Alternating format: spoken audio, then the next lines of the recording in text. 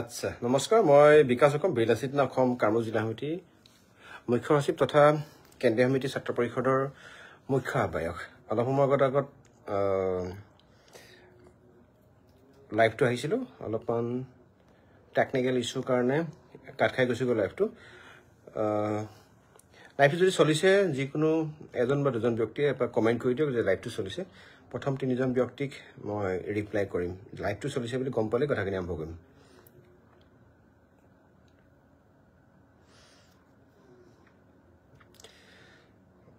অসম চৰকাৰে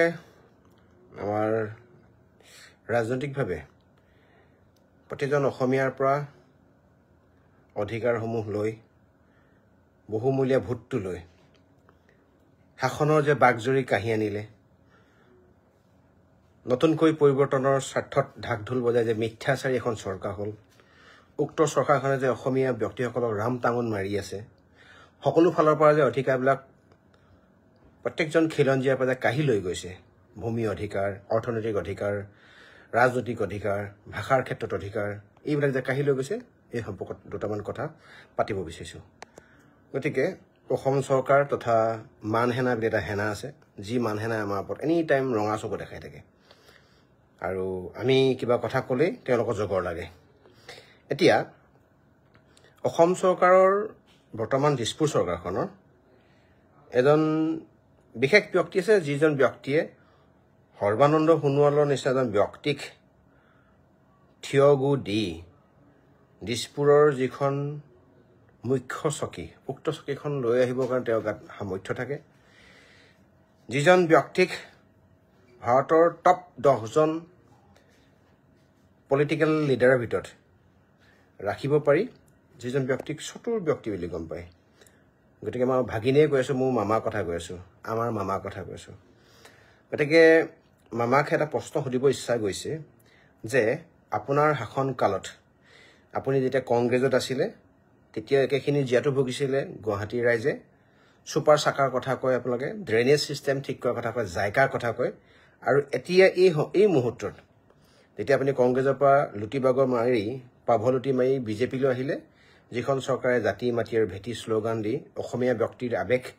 অনুভূতিক খেলনা পুতলা হিচাপে লৈ চৰকাৰখন যিয়ে গঠন কৰিলে উক্ত চৰকাৰখনৰ সময়ত হোৱা বিপৰ্যয় য়েছ মই এইটো কথা একদম 100% মান্তি হ'ম আৰু একচেপ্ট কৰিছোঁ গ্ৰহণ কৰিছোঁ যে সৰ্বানন্দ সোণোৱাল ডাঙৰীয়াৰ কেতিয়াও কোনো কাৰণত হিমন্ত বিশ্ব শৰ্মা ডাঙৰীয়াৰ নিচিনাকৈ 16টা ঘণ্টা ৰাইজৰ কাৰণে কাম কৰিব নোৱাৰে য়েছ এইটো মই একচেপ্ট কৰিছোঁ যে বৰ্তমান সময়ত হিমন্ত বিশ্ব শৰ্মা ডাঙৰীয়াৰ নিচিনা এজন ডাইনামিক লিডাৰ ভাৰতত সম্ভৱতঃ নোলাব এইটো মই একচেপ্ট কৰিছোঁ যে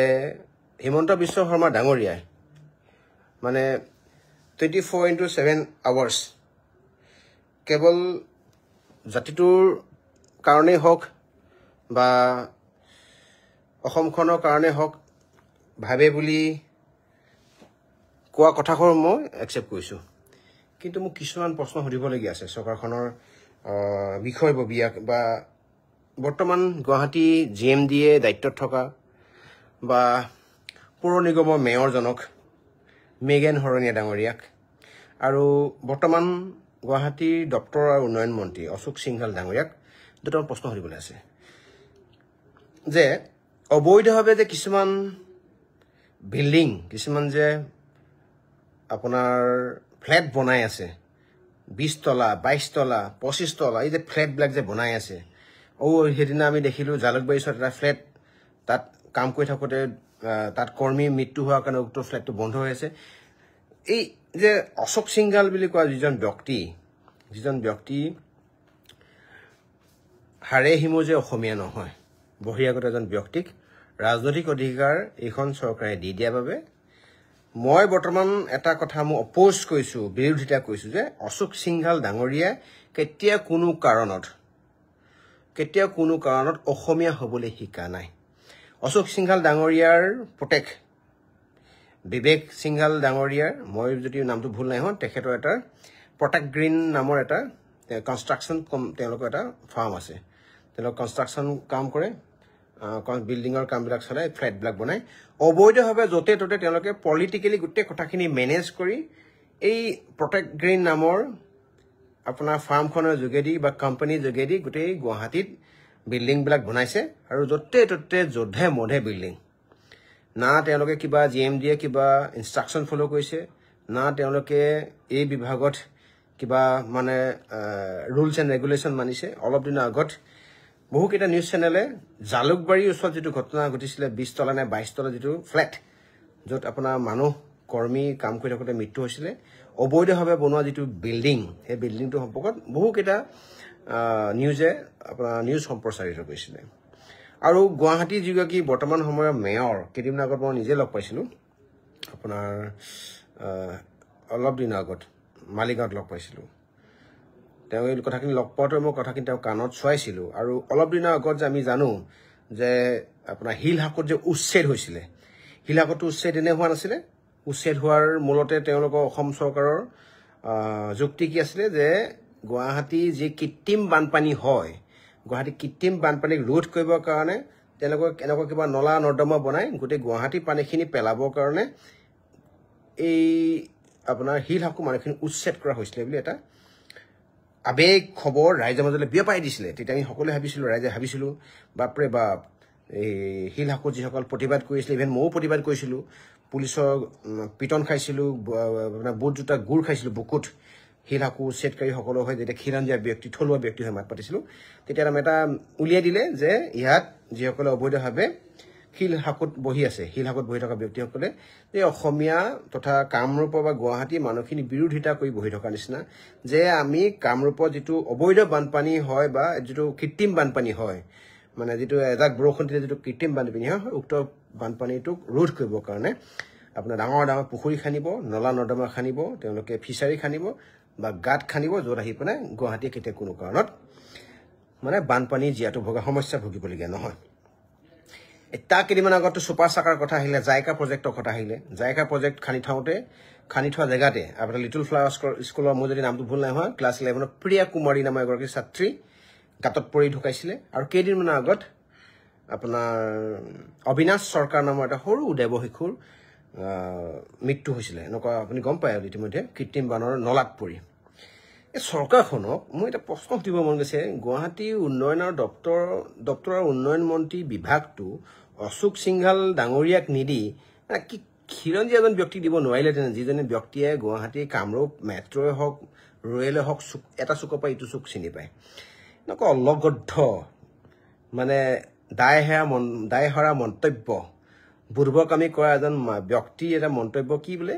যিখিনি পানী আহিছে পানীৰ কালাৰ হেনো বোলে ৰঙা সেই পানীখিনি সেয়েহে অসমৰ পানী নহয় সেই পানীখিনি হেনো বোলে মেঘালয়ৰ পৰা আহিছে তেতিয়াহ'লে অসমত তেতিয়াহ'লে গুৱাহাটীত বৰষুণ দিব নালাগিছিলে তেতিয়াহ'লে বৰষুণটো হ'ব লাগিছিলে মেঘালয়তে আৰু মেঘালয়ত হোৱা বৰষুণৰ পৰা পানীখিনি আমি অহা প্ৰমাণ পাব লাগিছিলে কিন্তু বৰষুণ ক'ত হৈছিলে যোৱাকালিতো নেৰা নেপেৰা 2-3 ঘণ্টা বৰষুণ গুৱাহাটীত হৈছিলে গুৱাহাটীত বৰষুণ প্ৰায় 3:30 মানত আৰম্ভ হৈছে তেতিয়া আমি ক'ত আছিলোঁ বেলতলাত আছিলোঁ তেতিয়া আমি খানাপাৰাত আছিলোঁ 3:30 মানত আৰম্ভ হৈছে বৰষুণ আৰু প্ৰায় 2-3 ঘণ্টা 2.5-3 ঘণ্টামান বৰষুণ দিছিলে আৰু আমাৰ অশোক সিংঘাল দপ্তৰ আৰু উন্নয়ন মন্ত্ৰীগৰাকীয়ে কয় যে পানীৰ ৰং ৰঙা আছিলে গতিকে পানীখিনি অসমৰ নহয় এই পানীখিনি বোলে মেঘালয় মানে কিমান বজৰুৱা কথা ক'ব পাৰে এখন চৰকাৰে মানে কিমান বেছিকৈ দায়হৰা মন্তব্য দিব পাৰে আৰে স্মাৰ্ট চিটিৰ কথা কয় আপোনালোকে টুইন টাৱাৰৰ কথা কয় আপোনালোকে বুলেট ট্ৰেইনৰ কথা কয় আপোনালোকে কিবা কিবিবিলাক হাবি জাবিৰ কথা কয় এইটো আচলতে মেইন ভুলটো দুটা জেগাত আছে মানে প্ৰথম ভুলটো হ'ল যেতিয়া সৰ্বানন্দ সোণোৱাল ডাঙৰীয়া অসমৰ মুখ্যমন্ত্ৰী আছে তেতিয়া এভাগ পূজা দিছিলে সাংঘাতিক পূজা মানে একদম গোটেই পূজা ভাগৰ একদম ব্ৰহ্মপুত্ৰৰ চাইডে গোটেই মেলা পাতি পূজা পাতি বাহিৰৰ পৰা পূজাৰী আনি এইটো হ'ল নমামী ব্ৰহ্মপুত্ৰ যেতিয়া নমামী ব্ৰহ্মপুত্ৰ পাতিছিলে তাৰপাছতে গোটেই অসমব্যাপী বানপানী এইবাৰ আগত তেওঁলোকে আৰু এটা কাম কৰিলে নহয় কিবিলাক কাম কৰি থাকে মই ভাবোঁ ভালৰ কাৰণে কয় কিন্তু কালহে হয়গৈ এইবাৰ এটা কলহত যে আপোনাৰ মাটি ভৰাব লাগিছিলে নে পানী ভৰাব লাগিছিলে কি কলহ আছিলে ৰাইজে কমেণ্ট কৰিলে গম পাব ৰাইজে কমেণ্টটো কৰি দেখোন কি কলহ আছিলে যে কি কলহ কিবা যে মাটি নে পানী ভৰাব লাগে চবেই মূৰত লৈ যে গৈছিলে এনেকৈ মানে সাংঘাতিকটো কিবা কিবি কামবিলাক আহি থাকে এপ্ৰিলৰ 9 তাৰিখে যে আমি গোটেই হাতা বাল্টি আপোনাৰ কেৰাহী চৰিয়া চব যে বজাইছিলোঁ কৰোণা যাবৰ কাৰণে তাৰপিছতে যে কৰোণা থাকিলে ৰাইজে মনত আছেনে নাই বাৰু মই কটাক্ষ কৰা নাই কথাবিলাক অকণমান মনত পেলাই দিছোঁ মানে এই যে আমি হাতা বাল্টি গোটেই বাল্টি ভাঙি মই চুৰমাৰ কৰি দিছিলোঁ হাতা ভাঙি চুৰমাৰ কৰি দিছিলোঁ অমিত কলহ ভাৰ্গৱ শৰ্মাই কমেণ্ট কৰিছে অমিত কলহ ধন্যবাদ এই আপোনাৰ পৰিচয়কে কমেণ্ট কৰিছে বাইদেৱে অমিত কলহ এই কলহটো ফুটাৰ কাৰণেই কলহটো মাটি ভৰাইছিলে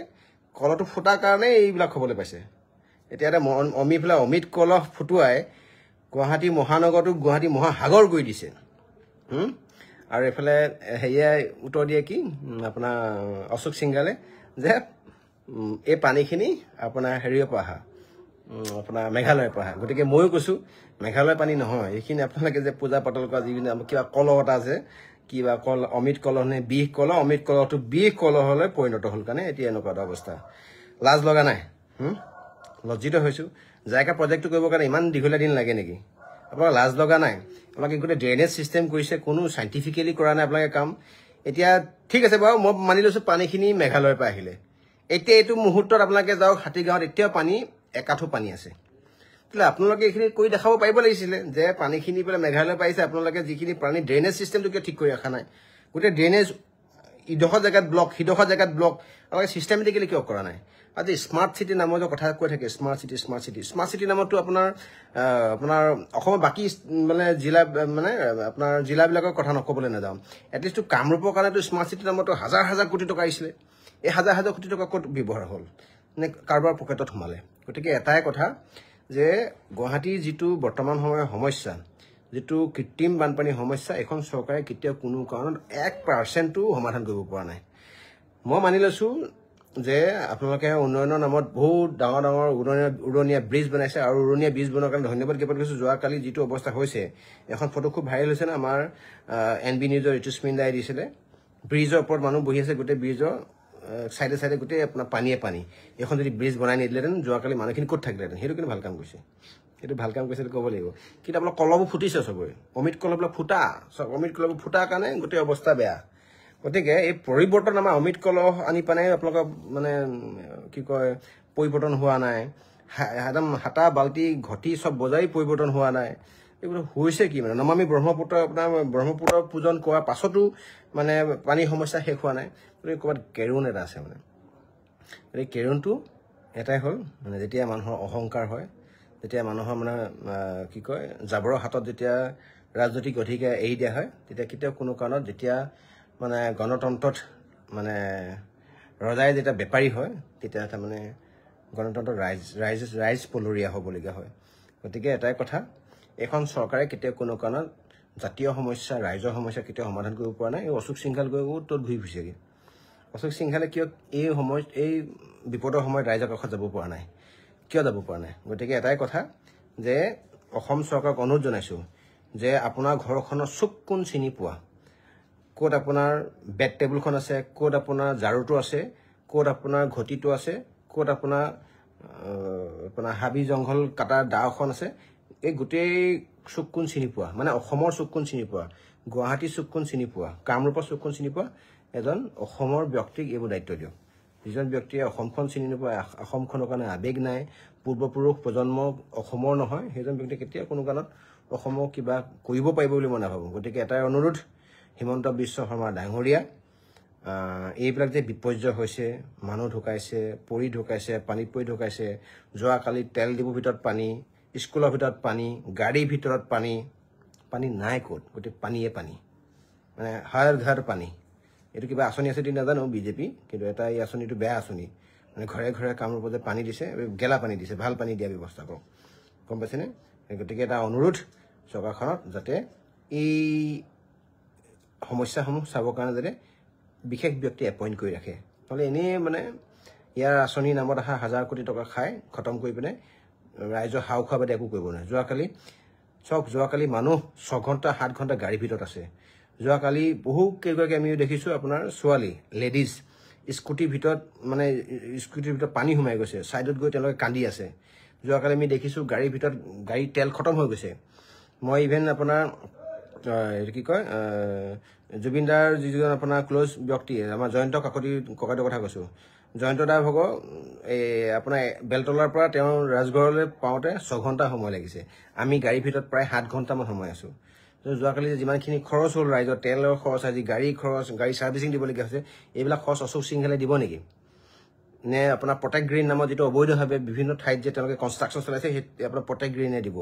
এটা আমাৰ পোনপটীয়াকৈ প্ৰশ্ন আছে গতিকে এই ৰাইজক যে আপোনালোকে যে জিয়াটো ভগাইছে ইয়াৰ কিবা টেকনিক্যাল কিবা এই ইস্যুটোৰ ওপৰত আপোনালোকে হিমন্ত বিশ্ব শৰ্মা ডাঙৰীয়া যোৱাকালি বা লাইভতো অহা আনকালে 9টা বজাত লাইভ আহে যোৱাকালি লাইভ নাই আজিও লাইভ নাই গতিকে এটা কথা ক'ব বিচাৰিছো যে ইয়াৰ ওপৰত অলপমান হাইটেক মানে কিছুমান আপোনালোকে প্ল্যানিং কৰক স্মাৰ্ট সিটি কৰিব কাৰণে স্মাৰ্ট প্ল্যানিংও হ'ব লাগিব স্মাৰ্ট সিটিৰ কাৰণে smart planning through smart person smart political leader হেতেকে কথাটো নাপাহিব গতিকে আমাক টুইন টাৱাৰ নালাগে ইমান উখ টুইন টাৱাৰ উঠিবলৈ মনো নাই বুলেট ট্ৰেইন নালাগে আমি নো ট্ৰেইনত জাৰ্নি কৰাই নহয় গতিকে টুইন টাৱাৰ আপোনাৰ বুলেট ট্ৰেইন এইবোৰ আংগু বাংগু আপোনাৰ কি কয় টানেল নালাগে এটলিষ্ট গুৱাহাটীখনৰ মানুহখিনিয়ে 10 জাক বৰষুণ দিলেও যাতে একো অসুবিধা নহয় তেনেকুৱা কৰি ৰাখক ধন্যবাদ জয় অসম